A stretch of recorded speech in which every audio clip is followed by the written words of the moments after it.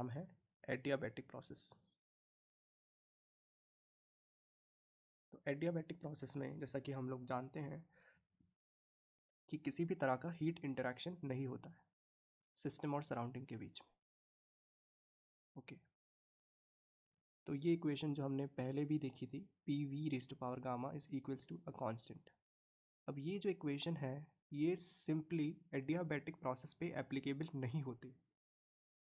ये बात मैंने आपको चैप्टर 1 में भी बताई थी कि ये इक्वेशन एप्लीकेबल होने के लिए जो प्रोसेस है वो एक रिवर्सिबल एडियाबैटिक प्रोसेस होनी चाहिए। तो उसमें ये दो कीवर्ड्स है, पहला है रिवर्सिबल और दूसरा है एडियाबैटिक। यह सिंपली एडियाबैटिक प्रोसेस पर एप्लीकेबल होने वाली इक्वेशन नहीं है। इस इक्वेशन की एप्लीकेबिलिटी के लिए प्रोसेस रिवर्सिबल एडियाबैटिक होनी चाहिए, जिसे हम लोग आइसेंट्रोपिक प्रोसेस भी बोलते हैं। इसमें ये जो गामा है उसे एडियाबैटिक इंडेक्स बोला जाता है, जो कि रेशो होता है स्पेसिफिक हीट्स का, जिसे हमने चैप्टर 1 में भी देखा था।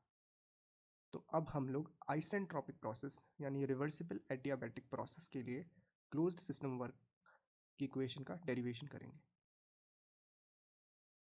तो आइसेंट्रोपिक प्रोसेस की ये जो इक्वेशन है P V raise to power gamma is equals to constant.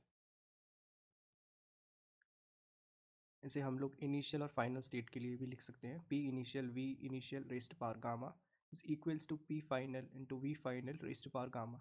और सिंपली ये पूरे प्रोसेस के हर एक पॉइंट पे ऐसा लिखा जा सकता है, किसी भी पॉइंट पे। For example let's say there is a point A, तो P of A multiplied by V of A raised power gamma is equals to constant.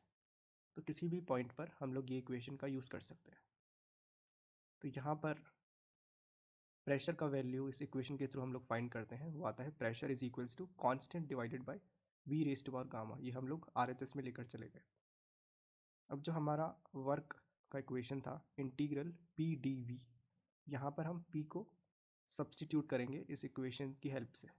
तो P का जो वैल्यू है वो हम पुट करेंगे C divided by V raised power gamma dV। तो जैसा कि आप लोग जानते हैं कि C जो है वो एक कांस्टेंट है, जिसे हम लोग इंटीग्रेशन से बाहर लेकर आएंगे, and dV divided by V raised to power gamma integration के अब अंदर है। अब हम लोग इसका इंटीग्रेशन करेंगे। इसका इंटीग्रेशन काफ़ी सिंपल है। इसे हम लोग ऐसे भी लिख सकते हैं V raised to power minus gamma multiplied by dV। तो हम लोग जानते हैं V raised to power minus gamma plus 1, और ये जो पावर है वो सिंपली ही डिनोमिनेटर में लिखी जाती है।